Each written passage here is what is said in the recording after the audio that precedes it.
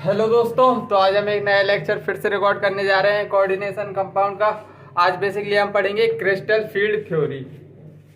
Crystal field theory, crystal field theory. Basically crystal field theory आज पूरी पढ़ेंगे हम अच्छे से। क्रिस्टल फील्ड थ्योरी का मतलब, क्रिस्टल का मतलब क्या होता है इसमें? Crystal crystal regular arrangement of cation anion को हम इसमें क्रिस्टल समझेंगे। क्रिस्टल किसको? Regular arrangement of cation and anion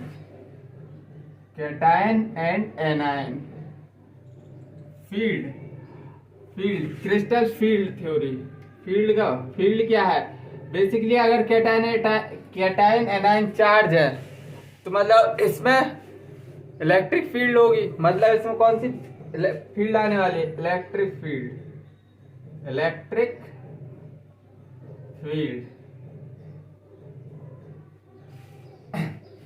in crystal field theory.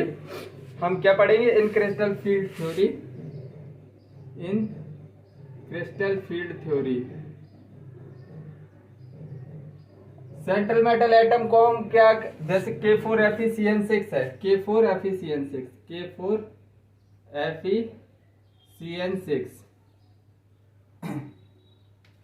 तो आयरन सेंट्रल मेटल एटम है, साइनाइड क्या है? लिगेंड। तो कुछ इस तरह अरेंजमेंट होने वाली है इनकी ऑक्टाहेड्रली CN।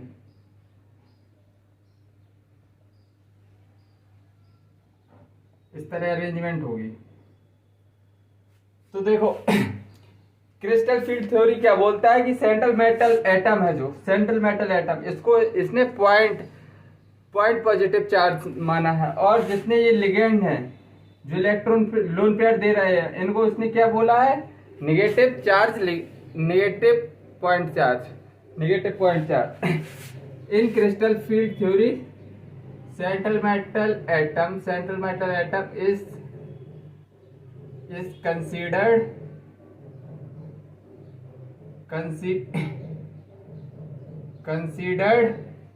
as positive point charge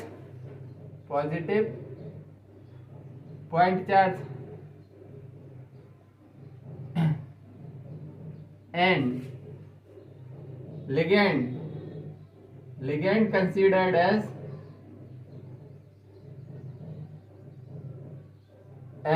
negative point charge. Ligand को क्या कंसीडर किया है? Negative point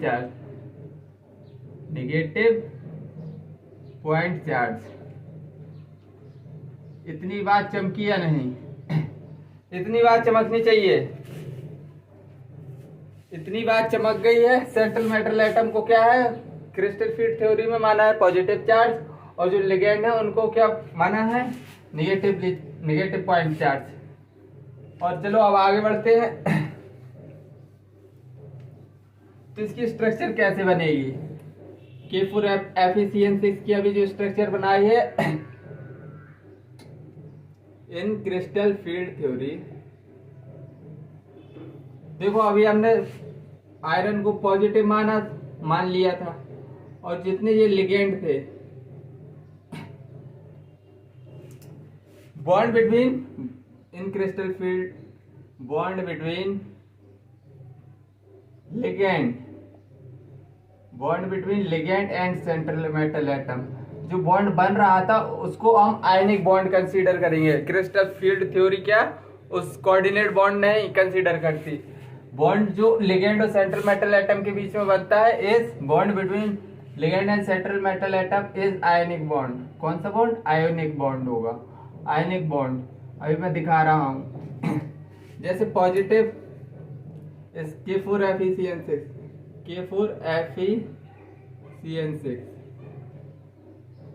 central metal atom iron है, इसको पॉजिटिव चार्ज से दिखा दिया।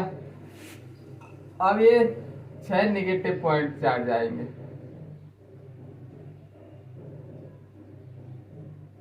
निगेटिव निगेटिव, कुछ इस तरह की स्ट्रक्चर आएगी।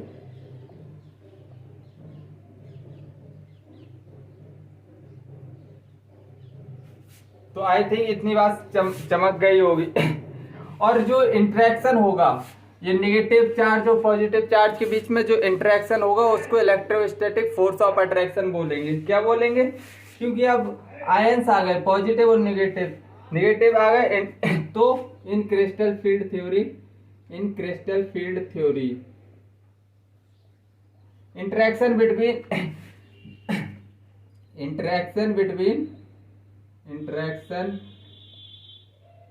बिटवीन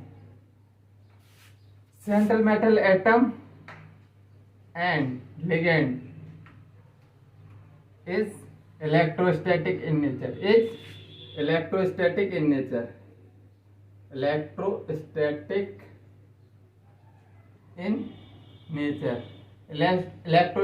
नेचर होगा। अब क्रिस्टल फील्ड थ्योरी हम पढ़ रहे हैं, तो क्या इसके पहले हमने बीबीटी पढ़ी थी। बीबीटी क्या नहीं बता पाया था जो कि हमको क्रिस्टल फील्ड थ्योरी की जरूरत पड़ी। तो ड्रॉबैक ऑफ बीबीटी बता दे रहा हूं मैं, क्या क्या नहीं बता पाया था।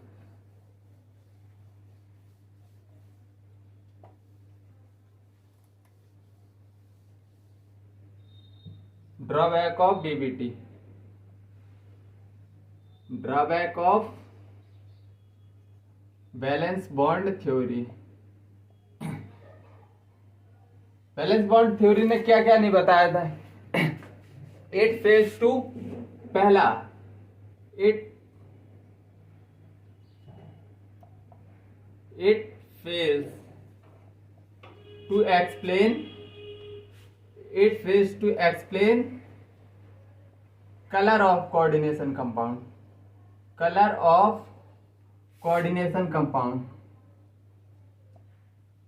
एक कलर नहीं बता पाया था कोऑर्डिनेशन कंपाउंड का। और दूसरी बात क्या नहीं बताया पाया था बीपीटी, जो कि हमको क्रिस्टल फील्ड थ्योरी पढ़नी पड़ी। दूसरा ये नहीं बता पाया था ये स्ट्रॉन्ग फील्ड लिगेंड है या वीक फील्ड लिगेंड है। एक BBT not explain about strong field ligand and weak field ligand, इसके बारे में नहीं बता पाया था वीक फील्ड लिगेंड। तीसरा ड्रॉबैक क्या था? BBT balance bond theory not explain why pairing occurs in strong field ligand. Strong field ligand में बेसिकली पेयरिंग हो रही थी, तो क्यों हो रही थी ये नहीं बता पाया था। Why pairing occur in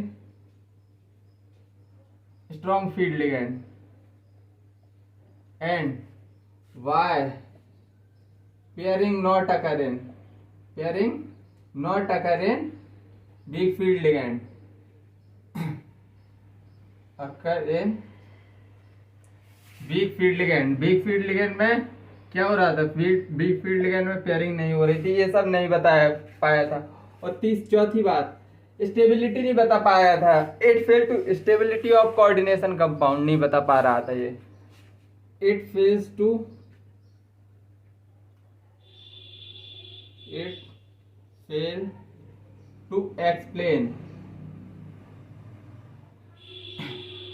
explain the stability of coordination compound,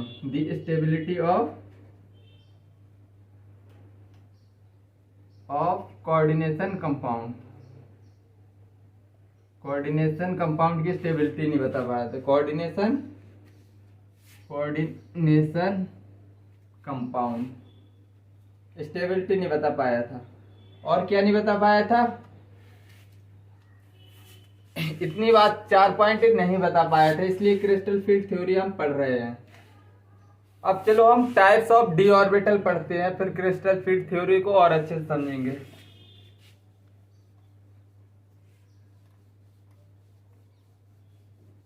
types of D orbital.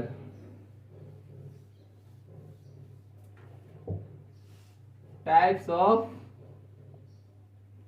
D orbital,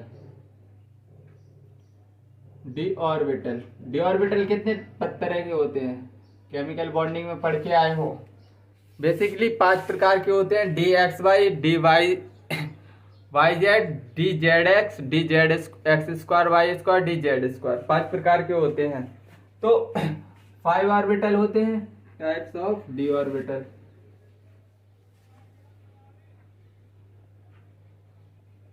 types of D orbital, types of D orbital को समझ लो क्रिस्टल फील्ड थ्योरी को समझने के लिए। टाइप्स ऑफ डी ऑर्बिटल 5 प्रकार के होते हैं, 5 प्रकार के, 1 2 3 4 5, 5 डब्बे होते हैं ना 5 ऑर्बिटल। ये होता है d x y, d y z, d z x, d x square, y square, d z square. यही तो 5 होते हैं। जैसे पहला डी एक्स वाई, दूसरा डी वाई जेड, तीसरा d z x, fourth d x square y square, fifth d z square. तो d ये तीनों d x y, d y z, d z x, ये basically on between the axis वाले orbital होते हैं। कौन से? Between the axis, between the axis, between the axis. और ये दोनों on the axis, on the axis. Structure से बता दे रहा हूं तो चमक जाएंगे। डी एक्स वाई बनाओ, x y between the axis, x y x y के बीच में। और दूसरा d x y, d y z, y z, d y z. और अब बनाना है डी जेड एक्स के बीच में। इसको जेड मान लो, इसको एक्स मान लो। बिटवीन द एक्सिस बना रहे हैं हम, बिटवीन द एक्सिस। ये डी जेड एक्स जेड हो गया। अब ऑन द एक्सिस कैसे? D x square y square कैसे बना है? ये है डी एक्स वाई, ये है डी जेड वाई, ये है डी एक्स जेड। और d x square y square कैसे बनेगा? सपोज दैट एक्स एक्सिस है, वाई एक्सिस है, तो कुछ ऐसे बनेगा ऑन द एक्सिस। ये बेसिकली ऑन द एक्सिस है। और डी जेड स्क्वायर कैसे बनता है? एक्स वाई है, ये एक्स वाई और ये जेड। कुछ इस तरह इसकी रिंग रोटेट करती है, रिंग। ये जेड, ये हो गया डी जेड स्क्वायर। चमका। इसको T2G ऑर्बिटल, इसको also known as dash dash, also known as T2G orbit. इसको क्या बोल देंगे? Called T2G orbit, T2G orbit. इसको T2G ऑर्बिट बोलते हैं। इसको also called EG orbit, EG orbit. इसको EG ऑर्बिट बोलेंगे। तो टाइप्स ऑफ डी ऑर्बिटल समझ में आ गए होंगे तुमको। टाइप्स ऑफ डी ऑर्बिटल समझ में आ गए होंगे तो बताओ आगे बढ़े। अब crystal field splitting in octahedral में देखो। Octahedral, crystal field theory in octahedral complex.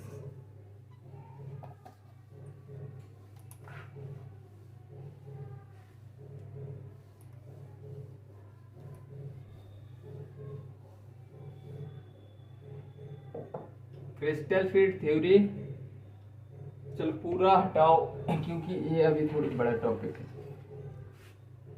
Crystal field theory, crystal field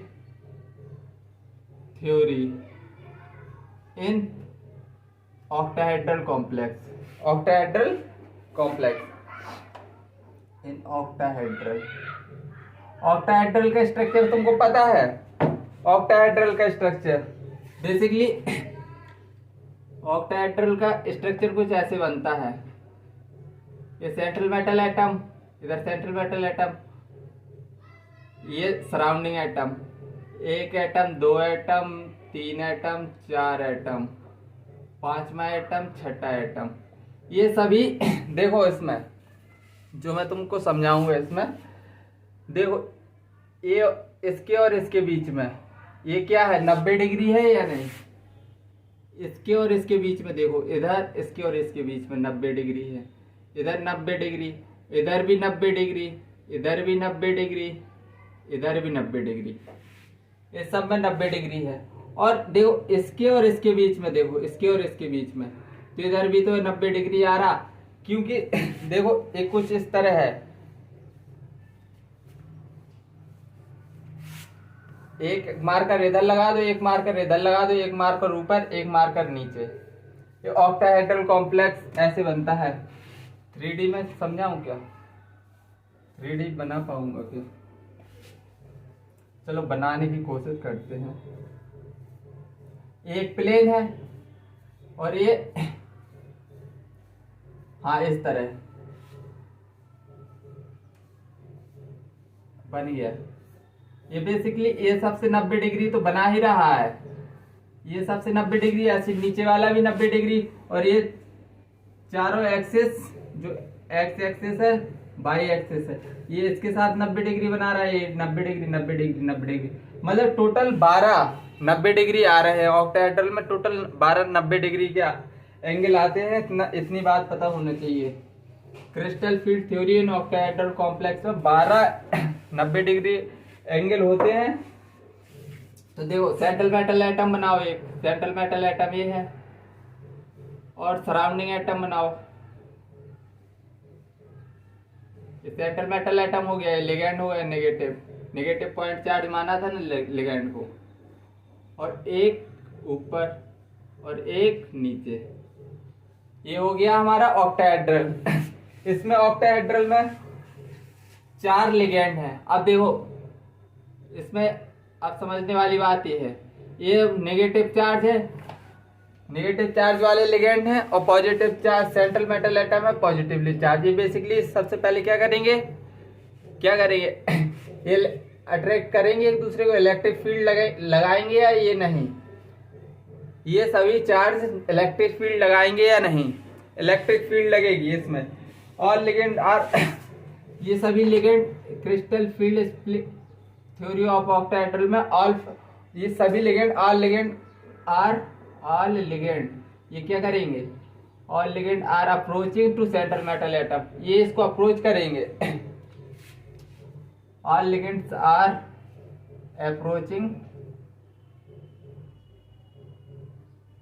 approaching central metal atom, central metal atom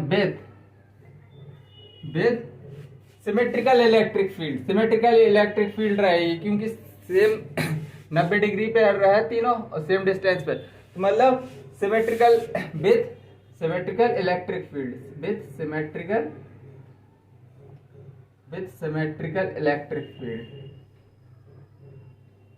symmetrical electric field से ये अप्रोच करेंगे, with symmetrical electric field due to which repulsion होगा, due to which, अब क्या होगा, पास आएंगे तो रिपल्सन होगा, due to which repulsion increase, repulsion क्या होगा, रिपल्सन इंक्रीज होगा, और फिर क्या होगा, एंड स्प्लिटिंग अकर। ये स्प्लिटिंग कैसे होगी अभी मैं सब समझा दूंगा ये। और इन ऑक्टाहेड्रल कॉम्प्लेक्स रिपल्सन किसके कहा, ऑन द एक्सिस पे इंक्रीज हो रहा है, देखो इस एक्स एक्सिस पे, देखो इधर एक्स एक्सिस पे, तो रिपल्सन सब एक्स एक्सिस में, वाई एक्सिस में, जेड एक्सिस में पर ही तो है। तो इन ऑक्टाहेड्रल कॉम्प्लेक्स रिपल्सन कहाँ पे इंक्रीज हो रहा है, ऑन द एक्सिस पे इंक्रीज हो रहा है। In octahedral complex star point, in octahedral repulsion increase on the on the axis, axis पर ही रिपल्सन होगा, on the axis, on the axis. तो देखो सेंट्रल मेटल एटम है तो उसके पास वैकेंट डी ऑर्बिटल होगी, डी ऑर्बिटल होगा ही होगा। तो सपोज दैट ये सेंट्रल मेटल एटम है, इतने में बन जाएगा या नहीं, बन जाना चाहिए। ये क्या है, basically central metal atom. Central metal atom के 5 ऑर्बिटल, 1 2 3, ये central metal atom. Degenerate orbital है, डिजेनरेट है, मतलब डिजेनरेट का मतलब क्या होता है, डिजेनरेट, डिजेनरेट मतलब ऑल हैव इक्वल एनर्जी, मतलब all orbital have same energy, all orbital have same energy.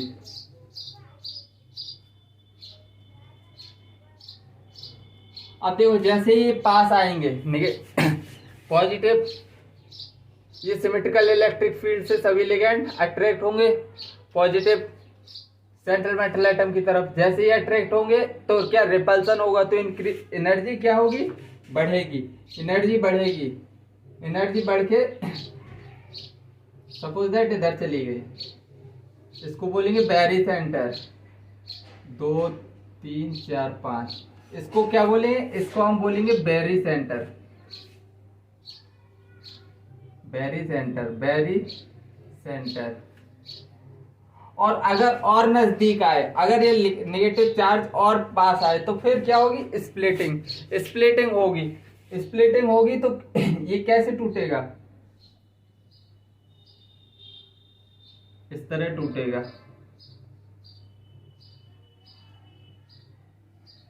एक EG में टूटेगा, एक T2G में, T2G, ये 3 ऑर्बिटल इधर रहेंगे, 2 ऑर्बिटल इधर रहेंगे, है। तो ये क्या है, EG बेसिकली। हाँ, अब तुम ये भी क्वेश्चन पूछ सकते हो कि मतलब EG क्यों, EG ऊपर क्यों गया, EG क्योंकि भैया repulsion increase on the axis, और EG वाले dx² ऑन द एक्सिस वाले, EG बेसिकली क्या ऑन द एक्सिस वाले, ऑन द एक्सिस वाले हैं भैया। ये dz², ये बनाया था मैंने, ये बनाया था। तो इनकी एनर्जी ज्यादा इंक्रीज होगी on the axis, on the axis पर ही तो ये पास आ रहे हैं, तो इनकी एनर्जी, ऑन द एक्सिस वालों की एनर्जी क्या होगी, ज्यादा, मतलब dx² की एनर्जी और dz² की एनर्जी ज्यादा हो जाएगी, जबकि dxy बिटवीन द एक्सिस वालों की एनर्जी क्या हो जाएगी, कम हो जाएगी, dxy dyz dzx। सिंपली इतनी बात चमकी हो तो बताओ। और ये जो गैप होगा इसको बोलेंगे डेल्टा O, डेल्टा O। और ये बेरी सेंटर है, जो बेरी सेंटर, बेरी सेंटर ये है, इसको क्या बोलेंगे, barycentre, barycentre, barycentre के ऊपर इतनी, इस एनर्जी को कितना count, delta O, octa, delta O का मतलब क्या है, ऑक्टाहेड्रल, मतलब एनर्जी गैप किसके, एनर्जी गैप ऑक्टाहेड्रल कॉम्प्लेक्स में इतना है। तो देखो कितने ऑर्बिटल हैं टोटल, 5 ऑर्बिटल हैं, और ऊपर कितने ऑर्बिटल हैं, 2 है, तो 3 लगा दो, 3 डेल्टा O। इधर क्या आएगा, पॉजिटिव, पॉजिटिव बेसिकली क्या बता रहा है, इंक्रीज हो गई, एनर्जी इंक्रीज हो गई। और इसका कितने ऑर्बिट, टोटल ऑर्बिटल कितने हैं, 5 ऑर्बिट हैं, और मतलब इनकी ऊपर के, और ये 3 ऑर्बिटल है तो इधर लगा दो 2, और निगेटिव साइन लगा देना, क्योंकि डेल्टा O, क्योंकि इधर क्या हुआ, एनर्जी कम हुई है, निगेटिव साइन के इधर मतलब क्या है, एनर्जी कम हुई है, इतनी बात चमकनी चाहिए, एनर्जी कम हुई है। ये T2, ये बेसिकली T2G है, ये EG है, इतनी बात भी चमकनी चाहिए। इतनी बात चमकी हो तो बताओ। ऑन द EG ऊपर क्यों जा रहा है, ऑन द एक्सिस भैया रिपल्सन ज्यादा होगा तो मतलब स्प्लिट होके एनर्जी ज्यादा बढ़ेगी।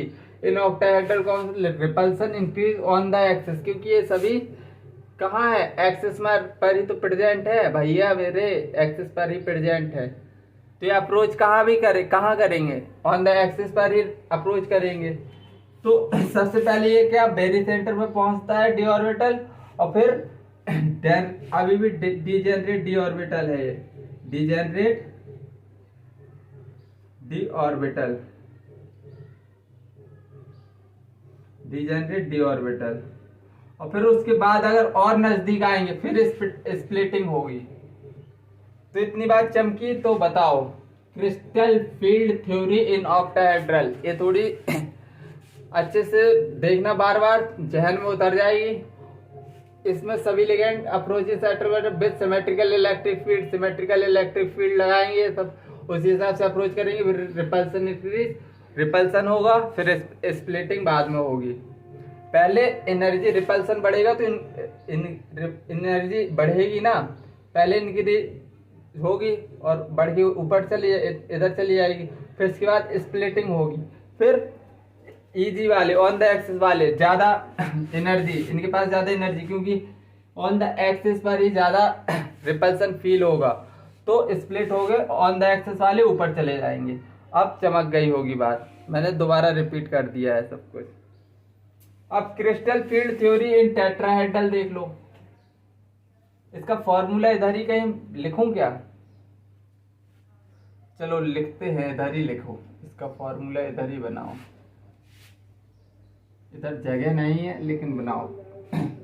Crystal field splitting energy octahedral के लिए, ऑक्टाहेड्रल के लिए कैसे लिखेंगे, number of electron in easy, number of electron in easy, इस पर क्या कैसे इलेक्ट्रॉन भरेंगे, अगर एनर्जी गैप देखो, अगर इधर एनर्जी गैप कम रहेगा तो इलेक्ट्रॉन पहले 4 भरने हैं, सपोज दैट 1 2 3। अगर एनर्जी गैप कम रहेगा तो चौथा इलेक्ट्रॉन इधर चला जाएगा। अगर एनर्जी गैप ज्यादा होगा, अगर यही एनर्जी गैप ज्यादा होगा तो ये पेयरिंग होने लगेगी इधर। इतनी बात चमकी हो तो बताओ, अभी पेयरिंग एयरिंग सब बताऊंगा आगे। तो इसका सबसे पहले क्रिस्टल फील्ड स्प्लिटिंग एनर्जी का फॉर्मूला बताओ, number of electron in e g और plus 3/5 delta o plus number of electron in T2G और कितना प्लस माइनस है इधर, माइनस मल्टीप्लाई इधर करना था, मल्टीप्लाई माइनस के 2/5 number of electron in T2G minus के 2/5 डेल्टा ओ, ये इसका फॉर्मूला है। Crystal field splitting energy in octahedral complex का ये फॉर्मूला निकल के आ गया। चलो इतनी बात चमकी हो तो क्रिस्टल फील्ड स्प्लिटिंग इन टेट्राहेड्रल देख लें।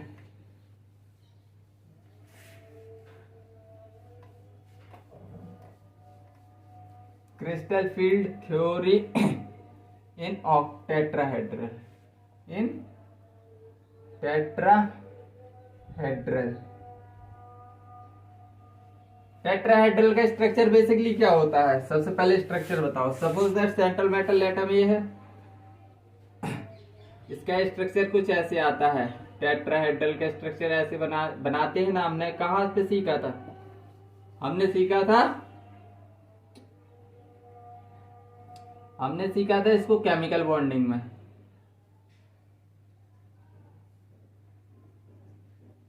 तो टेट्राहेड्रल में बेसिकली क्या होता है, इन टेट्राहेड्रल लिगेंड एंड मेटल। अब देखो एक्स एक्सिस बाई एक्सिस, चलो पहले ये डायग्राम खराब कर दूं, इधर से बताओ क्या ये एक्स एक्सिस बाई एक्सिस में है, ऑन द एक्सिस है या बिटवीन द एक्सिस। ऑक्टाहेड्रल में तो तुमने क्या देखा था, ऑक्टाहेड्रल में तुमने ये देखा था ना, नेगेटिव अच्छे से बना दूं,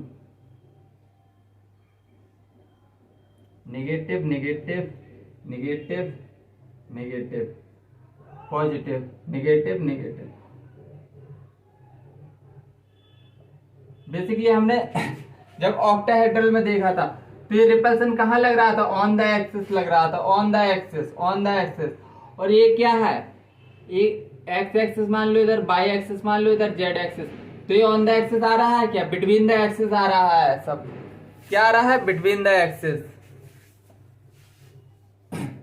इतनी बात चमकानी थी, जो बात मैं चमका चुका हूं कि ये ऑन द एक्सिस नहीं रहेगा। इधर नेगेटिव पॉजिटिव, एक नेगेटिव, दूसरा नेगेटिव, तीसरा नेगेटिव, और ये एंगल रहेगा 109.5 डिग्री का। तो इन tetrahedral ligand and metal form bond between the axis, between the axis बनाएंगे। लिगेंड और मेटल क्या बॉन्ड कहाँ बनाएंगे? बिटवीन द एक्सिस में बनाएंगे। इन tetrahedral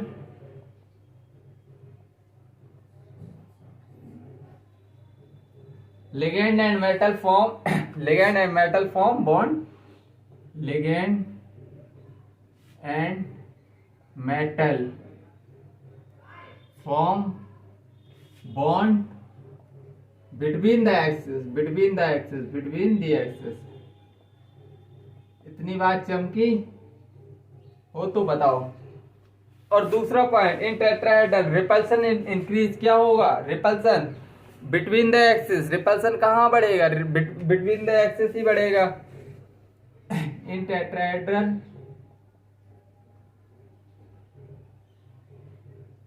repulsion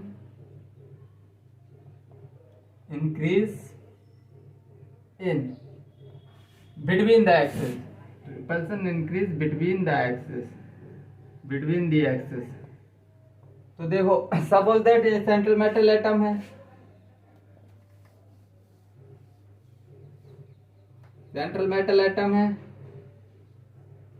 central metal atom है, इसके पास डी ऑर्बिटल है 1 2 3 4 5। अब जैसे ही लिगेंड पास आए तो रिपल्सन बढ़ेगा, रिपल्सन बढ़ के इधर पहुंच गया, और पास आए। अब और पास आए तो किस तरह टूटेंगे? अब 3 डब्बे ऊपर, ये स्प्लिट होगा, और पास आएंगे तो अब क्या होगा? स्प्लिटिंग हो जाएगी, स्प्लिटिंग हो जाएगी, स्प्लिटिंग हो जाएगी। ये रहेगा T2G। अब EG नीचे आ जाएगा, क्यों? Between the axis. अब रिपल्सन कहाँ बढ़ रहा है? T2G ऊपर क्यों आया? रिपल्सन कहाँ बढ़ रहा है? बिटवीन द एक्सिस बढ़ रहा है, रिपल्सन बिटवीन द एक्सिस बढ़ रहा है, इसीलिए T2G ऊपर आया। ये क्या है तुम्हारा? Barycentre. ये तुम्हारा क्या है? Barycentre. और ये क्या है? इतनी डिस्टेंस डेल्टा टी, मतलब delta T, tetrahedral. T basically क्या शो कर रहा है? टेट्राहेड्रल। अब इसके ऊपर इतनी इसकी एनर्जी बताओ। तो इधर आएगा प्लस प्लस, इधर 3 डब्बे हैं तो 2/5 डेल्टा टी, इधर 2 डब्बे हैं -3/5 डेल्टा टी। तो इसका फॉर्मूला तुम बना सकते हो, crystal field splitting energy in tetrahedral. तो क्या आएगा?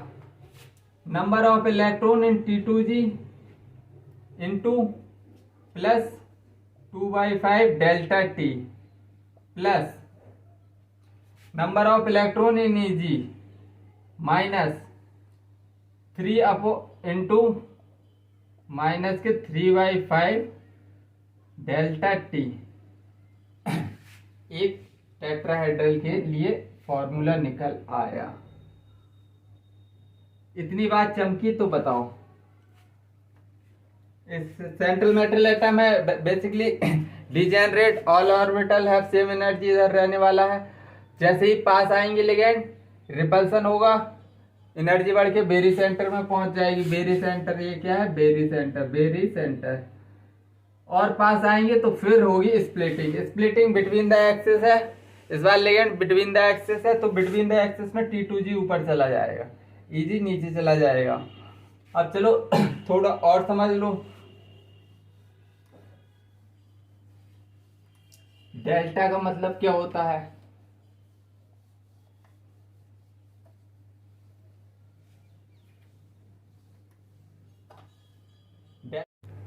बेसिकली डेल्टा क्या होता है? Energy gap between EG and T2G orbitals.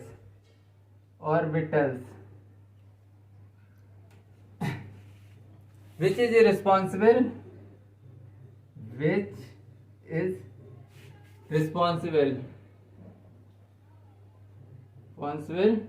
for pairing of electron. Delta basically क्या होता है, energy gap between EG and T2G orbitals which is responsible for pairing of electron.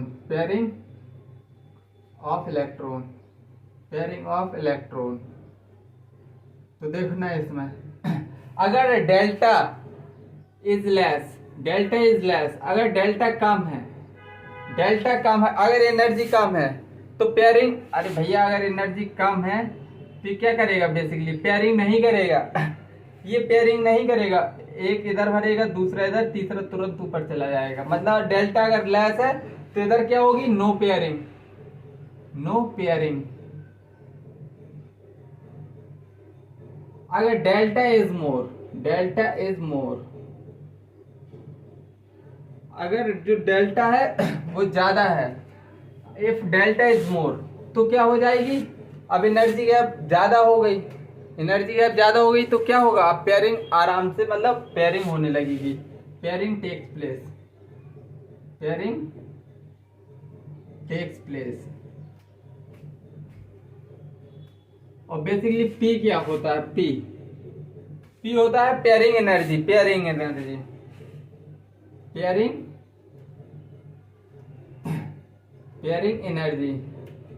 ये किस लिए, which is responsible for pairing of electron. This energy is responsible for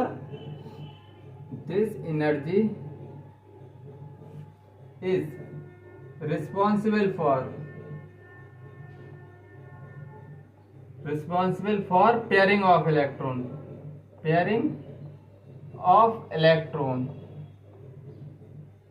देखो अभी तुमको अगर डेल्टा ज्यादा है, कम है पेयरिंग से, मतलब डेल्टा कम है, एनर्जी गैप कम है, तो एनर्जी गैप पेयरिंग से कम है तो क्या होगा, अगर डेल्टा कम है तो इसमें पेयरिंग नहीं होगी, मतलब या तो pairing will not occur, pairing क्या होगी इसमें, pairing will not occur. Pairing किसमें नहीं होती है, वीक फील्ड लिगेंड में। अगर डेल्टा ज्यादा है, अगर एनर्जी ज्यादा है तो तुरंत नीचे से पेयरिंग होना स्टार्ट हो जाएगी, तो पेयरिंग विल अकर।